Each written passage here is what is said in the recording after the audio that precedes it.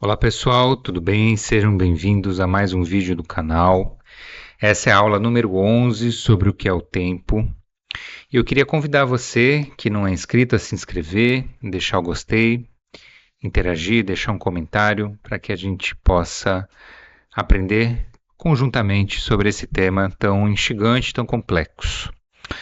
Então, na aula anterior, nós inauguramos a explicação sobre a segunda síntese do tempo e nós então identificamos que essa segunda síntese do tempo ela vai investigar o passado, mais especificamente o passado puro. Porque, de certa forma, esse passado, entre aspas, e a gente já vai entender melhor por que ele deve ser colocado entre aspas, ele já, de certa maneira, ele já é tocado, já é investigado, já é observado na primeira síntese do tempo. Agora a gente quer observar o passado puro, ou seja, esse passado que não está vinculado ao presente, um passado que não se engata ou não está preso, conectado, necessariamente conectado ao presente. É esse passado que nós queremos investigar e estudar nesse momento. E na aula anterior nós verificamos que essa segunda síntese do tempo, que é a do passado puro, para que nós possamos compreendê-lo ou compreendê-lo é necessário que a gente entenda e estude a memória. Então, embora a sucessividade de instantes ela surja num determinado ponto, ela se estrutura em algo. Então, os instantes sucessivos nós demonstramos nas aulas anteriores. Se você não assistiu, recomendo que assista em algum momento. Então, por exemplo, nós temos, vendo isso de um ponto de vista astronômico, nós temos o calendário cósmico.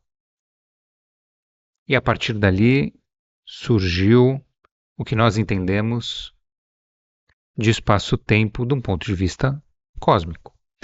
Mas também existe um surgimento desse espaço-tempo do ponto de vista do sujeito.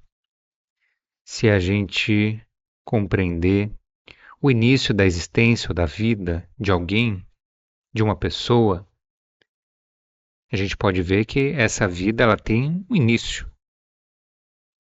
Então, esse início do tempo vivido, do tempo orgânico, ele pode ter vários inícios, a depender da perspectiva, mas de qualquer maneira existe um início. Mas esses inícios, eles estão estruturados ou fundamentados ou baseados em algo que os precede, porque assim é necessário que o seja. Então, existe ou é necessário que se conceba uma categoria a priori do tempo, ou seja, que antecede esse tempo da existência, para que esse tempo ele possa se desdobrar na sua linearidade, na sua sucessividade. E esse tempo é o tempo do passado puro. E para nós entendermos esse passado puro, desvinculado de qualquer forma do presente, a gente precisa entender a memória. Mas para entender a memória, não dá para eu entrar diretamente nesse ponto. É preciso que eu retome alguns pontos fundamentais que dizem respeito sobre essa segunda síntese do tempo antes de entrar na memória propriamente dita. Isso vai nos ajudar a calçar o caminho que a gente vai percorrer na compreensão da memória e desse atributo tão complexo e tão amplo, tanto no sujeito ativo quanto no sujeito passivo. Isso é importante já de dizer, já de adiantar, porque é esse caminho também que nós vamos percorrer, traçando esse estudo da memória tanto no sujeito ativo quanto no sujeito passivo. Bom, Mais uma vez eu queria retomar, dar um passo para trás e fazer uma retrospectiva para a gente entender bem os conceitos que vão ser apresentados daqui para frente. Novamente, nós já falamos anteriormente que os instantes eles são descontínuos. A princípio, foi isso que Aristóteles constatou, os instantes são descontínuos. Em determinado momento, com a introdução do sujeito passivo, no caso, que se contrapõe ao eu penso, ao eu transcendental, de Kant, como nós falamos na aula anterior, surge então o tempo contínuo, a flecha do tempo e a duração do tempo que se estende até o momento presente. Então, nós temos esse contínuo do tempo, que é o tempo da existência. Essa existência, ela é relativa, ela tem várias perspectivas. Eu posso pensar na existência do universo, eu posso pensar na existência do indivíduo, do nascimento à morte dela, ou de um cachorro, ou do que quer que seja. Eu posso traçar a existência desse sujeito e a existência desse sujeito ou de uma perspectiva mais astronômica do universo é um contínuo. E esse contínuo, ele se orienta pela flecha do tempo. Só que aqui vai ter um problema. E isso vai ser constatado por Agostinho de Hipona, lá no século IV, no século V. Um problema que não é novo. Um problema que já foi constatado por Platão e por Aristóteles, sem dúvida nenhuma. Só que a saída que cada um deles encontra é totalmente diferente. Esse problema, para Platão, vai ser resolvido ao vincular o tempo ao movimento. Aristóteles vai chegar numa aporia. E aqui Agostinho, ele vai se dar conta, nessa tentativa de aprender o tempo, de uma outra constatação, uma outra realidade. Agostinho está tentando, assim como Platão, tentando explicar como que a realidade se constitui, explicar, na perspectiva dele, que é uma perspectiva cristã, explicar como que Deus criou o mundo do jeito que ele criou. E ele vai se deparar com o problema do tempo, porque o tempo é algo fundamental nessa criação. O tempo ele é criado também numa visão cristã, e as coisas elas surgem no tempo, então é preciso entender o tempo para ser possível compreender a criação de Deus. O mesmo problema de Platão, porque Platão, ao tratar do tempo, ele estava tratando no diálogo de Timeu sobre uma teogonia. Ele estava tentando explicar como que a realidade se constituiu e surgiu do modo que ela surgiu. E para isso, invariavelmente, ele precisava explicar o tempo. Aristóteles também, de certa maneira, quando ele estava tratando da física, mas não de uma abordagem, ou por meio de uma abordagem teológica ou teogônica, mas uma abordagem mais científica, se assim eu poderia dizer, de Aristóteles. De qualquer maneira, é muito interessante essa constatação que o Agostinho vai se dar conta, e mais para frente a gente vai perceber a sua relação com a memória. Vamos explicar melhor, se é que já não é possível perceber agora. Agostinho vai perceber que, na verdade, o presente ele é constituído de pontas. Existem pontas do presente. Essa é uma terminologia utilizada por Deleuze na obra Imagem-Tempo, Cinema 2. Deleuze vai utilizar essa terminologia das pontas do presente. Essa diferenciação ela é importante para que a gente consiga compreender o que nós estamos falando efetivamente quando tratamos do passado puro. Então nós precisamos entender o que são essas pontas do presente e essa repartição do presente em três que o Agostinho apresenta aqui. Ele vai dizer o seguinte, lá nas Confissões, no livro 11, no capítulo 20, no item 26. Existem, pois, estes três tempos na minha mente que não vejo em outra parte. Então ele está tentando aprender o tempo, ele não consegue. Mas ele se dá conta do seguinte, que existem três tempos na mente dele.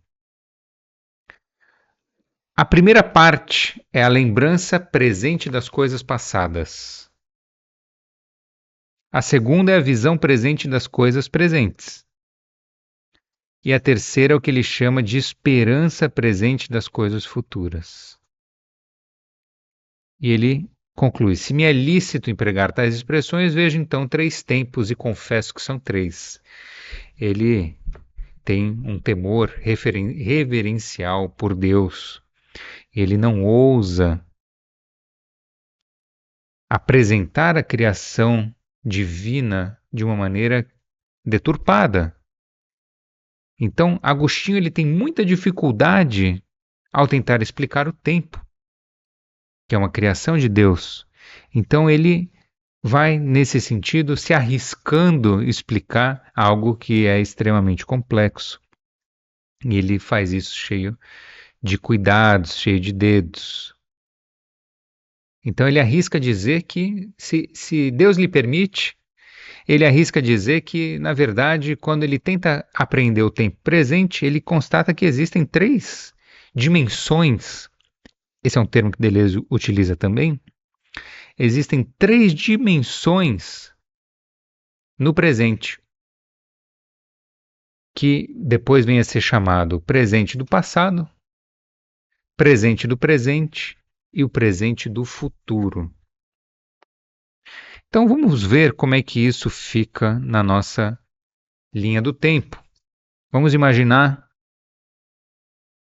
que nós temos, então, o presente do presente ali num determinado ponto, o presente do futuro um pouco mais à frente e o presente do passado um pouco mais recuado. Eu estou dizendo isso porque esses presentes, essas pontas do presente, essas dimensões do presente, elas não dizem respeito ao passado puro.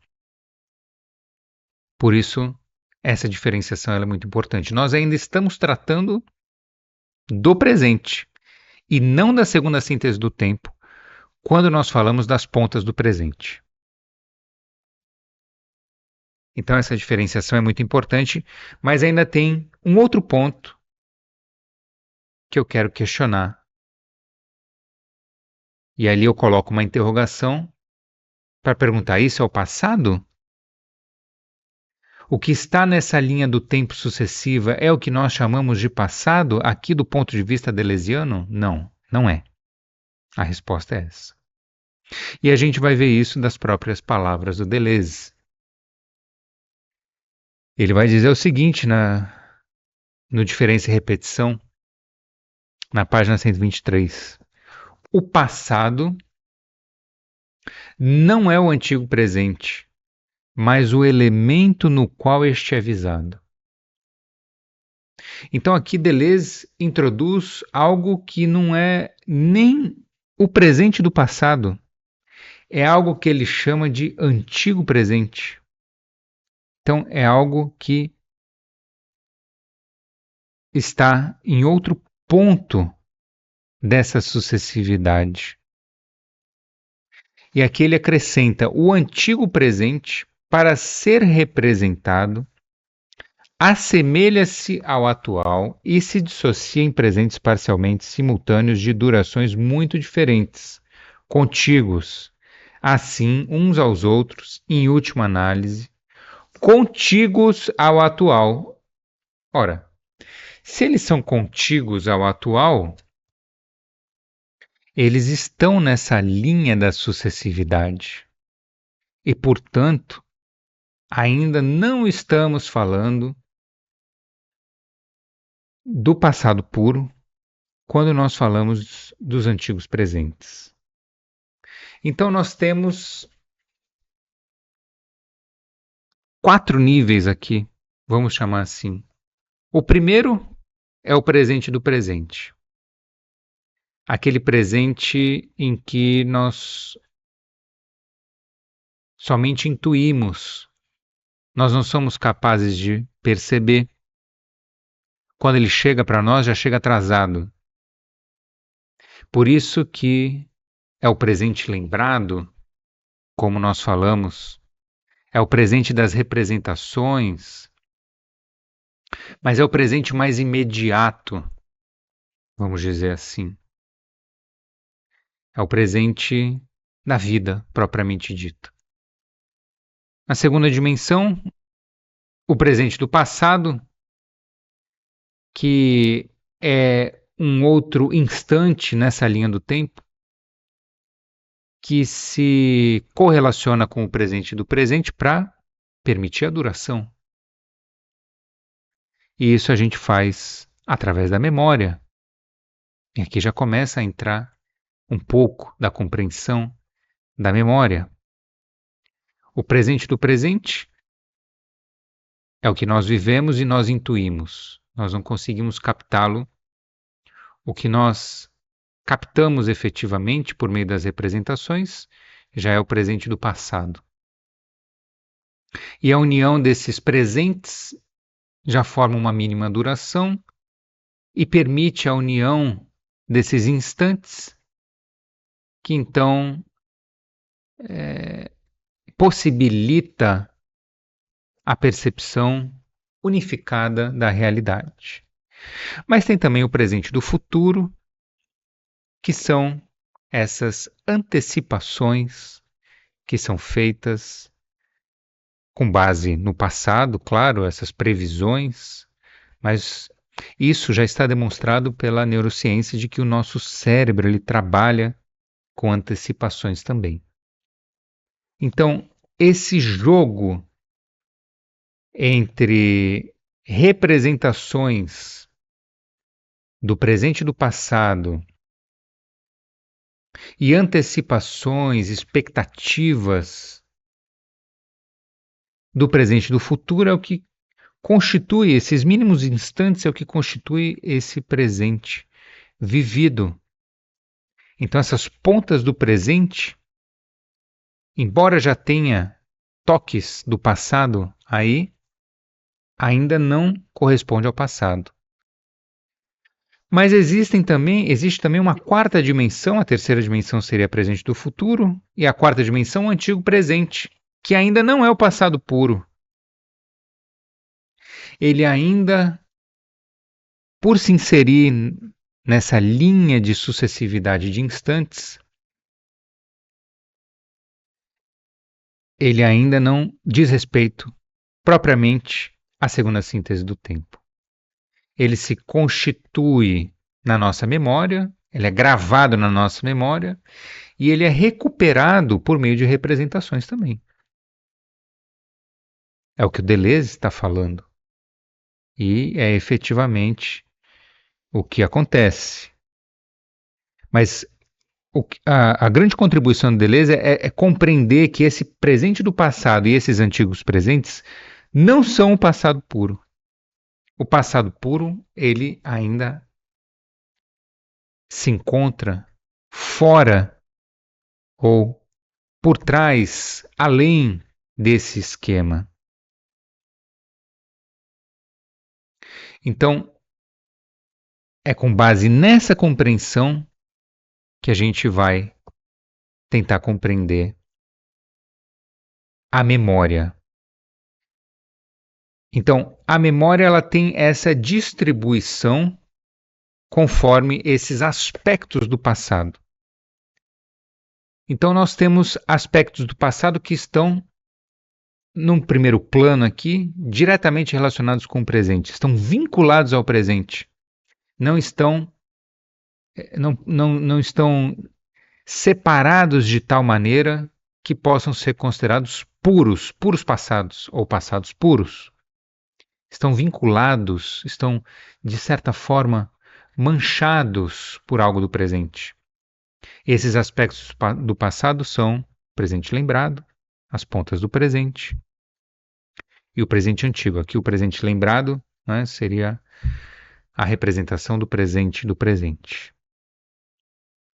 E a faculdade correspondente a esses aspectos do passado seriam as faculdades convencionais e a memória como nós convencionalmente a conhecemos, a neurociência a conhece. E eu vou tratar disso nas próximas aulas. Agora, o passado puro, se ele não está nesse jogo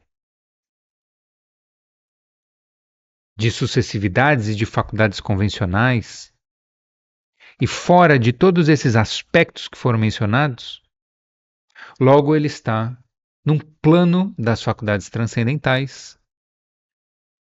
E é isso que também nós vamos abordar nas próximas aulas. Então, se você ficou até aqui, meu muito obrigado e a gente se vê na próxima.